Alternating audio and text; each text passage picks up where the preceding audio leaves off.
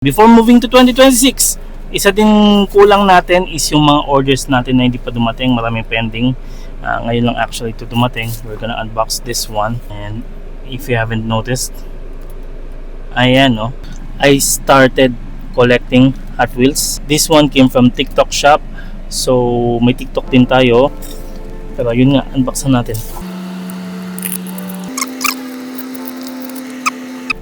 Pakita ko lang sa inyo kung ano yung makukuha ko. So worth 220 pesos without the shipping. And nawalagyan siya ng konting shipping. Ayun, may konting crease siya pero dalawang Hot Wheels. It is a 73 Jeep J10. Ayan, wala lang. Now let's proceed to the review. And you wouldn't believe what I just saw here in GAC, Lanang, Davao City, my dear friends. Balik vlog na naman tayo sa GS3 M-Zoom nila. And this is the Touring, which is the mid-spec level. Kasunod lang ni R. And I just discovered that their 2025 model, ayan po oh, a futuristic key na kapag pinindot mo ng ganito, tapos i-hold mo to ng 4-5 seconds,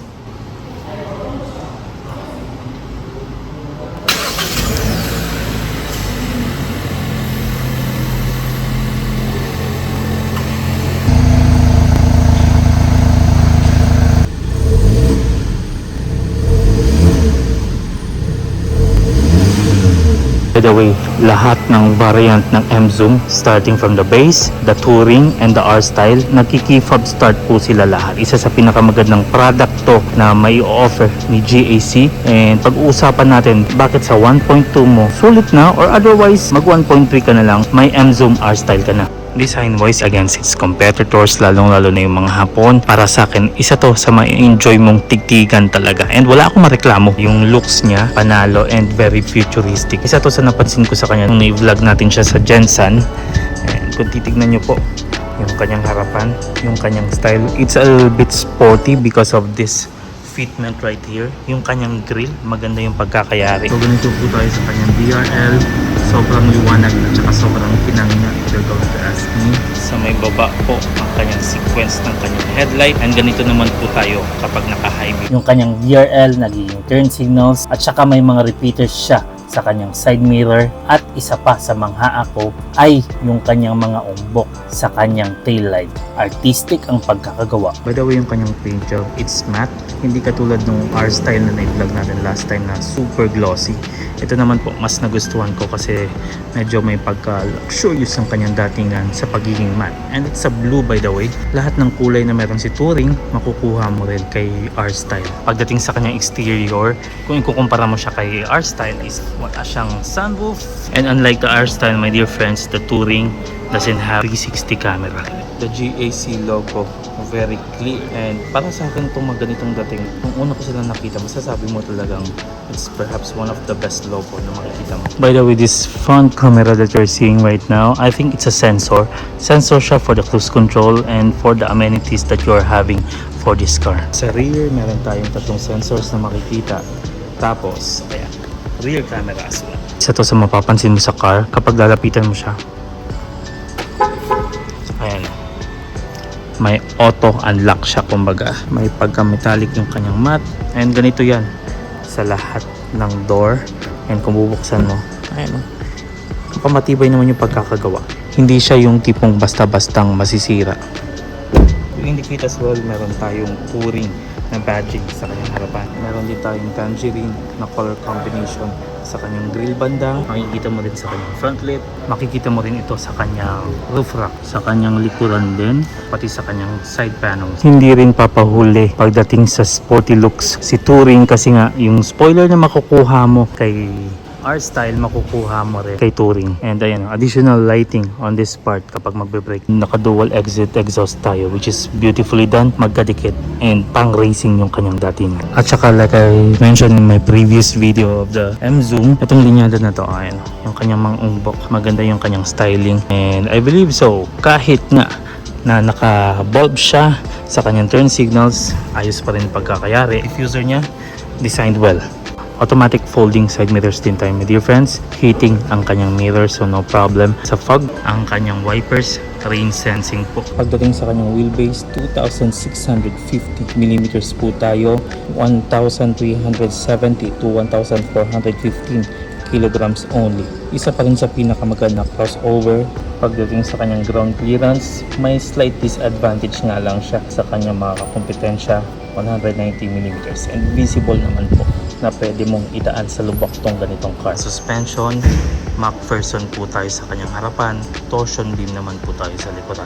Now, when it comes to the wheel itself, my dear friends, sa tingin ko mas maganda yung kay R-Style. Konti lang yung lamang. Sa tingin ko, coloring lang yung pinagkaiba. Pero this style right here, maganda. At saka panalo yung pagkakagawa. These brakes po tayo on all wheels, my dear friends. Yun yung maganda sa kanya. And I think this is a Chinese brand right here. 225/55 R18 po tayo. Isipin nyo yung ganitong styling ng car, R18 kaagad, which is nicely done. And mas maganda kasi yung grip at saka yung performance niya kapag naka R18 ka or naka R19 ka. And it comes with the ABS as well, my dear friends. It's perhaps one of the highest output na 1.5 liter na mabibili mo. And it's a natural aspirated, by the way. No turbo here. At saka sa laki ng kanyang radiator, my dear friends, pwede to sa sobrang init. Ang kanyang power, 174 horses at 5,500 RPM, 270 Newton meters at 1,400 to 4,500 RPM. Meron siyang 7-speed wet dual clutch transmission, naka front wheel drive. Meron siyang drive modes na Eco, Comfort, and Sport. Tsaka when it comes to the figures as well, it's not just for performance, it's also for economy. Kasi nga, sa kanyang 47 liters gas tank capacity, meron siyang 16 kilometers per liter mixed. Ibig sabihin, pwede ka sa traffic, pwede ka sa highway, and or you're using the cruise control. Speaking of touring, syempre, dapat maluwag. So, tank space capacity, 341 liters. Ayan, napaka-flexible niya na 341 liters. 1,271 liters naman po tayo pag nakatupi yung kanyang passenger seat sa may likuran. Isa sa pinakamaluwag na sasakyan, si M-Zoom. 5 feet 6 tall. Okay siya, maluwag, and headroom, panalo din. Pagdating din sa kanyang upuan, leather touch po tayo with the colored stitching. Maganda yung pagkakagawa, and may pagka-social talaga yung datingan ng kanyang loob. Isofix para sa ating mga anak. Titignan nyo dito, may pilot lighting din tayo. Maganda siya. Wala nga lang dito sa gitna, which is napakalinis. Anyway, dito naman po, mayroon tayong bucket. Dito rin sa kanyang kaliwa or sa kanyang driver seat, meron. And may dalawang additional dito. Ayan. And in surprise to their new product na naka USB port pa rin sila instead of Type-C, which is, I don't actually complain when it comes to that. Kasi nga, most of the people here in the Philippines prefer this type of USB kasi nga, napaka-general niya. Air vents nga lang, nag-iisa. Saka interior wise, tignan nyo yung styling. Maganda yung pagkakagawa. Even the door handle, maganda din po. Ang kanyang button, simplistic, leather foam, and additional stitching on this part. Ayan, meron tayong bottle holders on this part and cup holder. Magkabilaan po yan. Ano yung makukuha mo sa passenger seat? Makukuha mo ng mas maganda pa sa front seat, and perforated sila as well, my dear friends, with additional styling on this part. I believe this is cloth material, and kung titignan nyo po, ayan, stitching everywhere, makikita mo. Maganda yung variation niya. And blue and black po tayo. Ayan. Panalo. Same thing as on this part as well, my dear friends.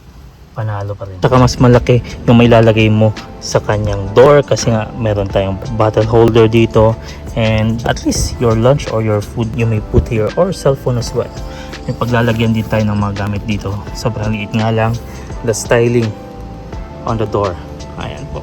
Panalo. Diretso yan hanggang doon sa may gitna. I think they're applying it because of the color. So kung ano yung color ng labas mo, may ganito kang color na makukuha sa loob. As per usual, ayan o, maluwag siya. For 5 feet 6 tall, wala tayong ginalaw. Manual adjustable po tayo sa kanyang seat, unlike the R-Style na may pagka-electronic ng konti. Okay lang, walang reklamo. Dito po, pag binuksan natin, ayan, malaki at maluwag. Pwede natin paglagyan ng cellphone dito. Cup holder niya dito, maganda din. May paglalagyan ka rin ng cellphone mo dito. Wireless charging siya. And also dashboard. Tignan lang din natin. Ayan na, maluwang. Tsaka more spacing here sa may bandang ilalim. Naka USB port pa rin po tayo. And a 12 volt socket over here. Ayun o. Very convenient. Pwede mo lagyan ng tablet as you wish. So, or otherwise bigger phones. So, bahala. Climate control po tayo dito. Naka-knob siya kung lalakasan mo or hinaan mo. Ang kanyang air vents in addition, may color blue siya na tsura dito. And also, may adjustability siya ng level lighting dito. Yes, branding po tayo. 4 speakers available. Ayan. When it comes to the steering, maganda yung pagkakayari niya. Perforated sa may gitna. Tapos leather sa taas at saka baba. Hindi siya yung totally bilog. And may stitching siya dito. Cruise control. Yung kanyang infotainment available din. 7 inches po tayo sa kanyang instrument cluster, my dear friends. And kung titignan nyo, digital po. And maganda yung pagkakagawa. If you are to choose this one, ano, ito yung mga view na makikita mo sa kanya. Tire pressure abnormal. And meron siyang 10.25 multifunctional touchscreen na ayan o, makikita mo naman lahat. Tignan natin to. Sa music, everything makikita mo. May picture din siya o. Tignan mo kapag nakakonect ka ng smart driving, body accessories. Meron siyang Apple CarPlay available po. Android Auto available din. Aside from that, vanity mirror, pilot light.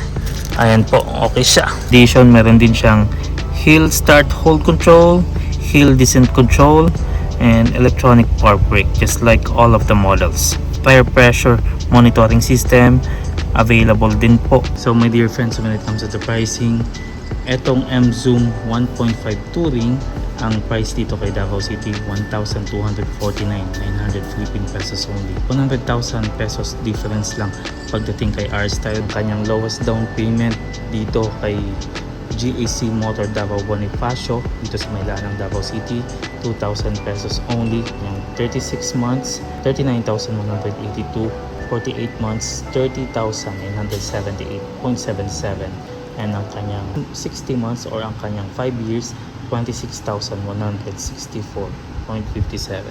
So mas malaki lang siya ng konti actually sa mga tin namin. Link in the description na lang din tayo kay Sir Don. Anyway, in terms of the warranty as well, my dear friends, maganda din yung offer ng GAC kasi 5 years or 150,000 kilometers. So maasahan niya, and so far wala pa akong narinig na yung tipong bash sa kanila when it comes to the engine. Engine wise lang naman ha. Wala pa akong narinig. So seems reliable so far. Let me know in the comment section if you have any violent reactions, and if you happen to like this video, please give it a thumbs up. Share nyo na rin kung maaari. Follow me on TikTok, Exodus 1414 to everyone. Keep on praying and trust the process, and I'll see you in the next.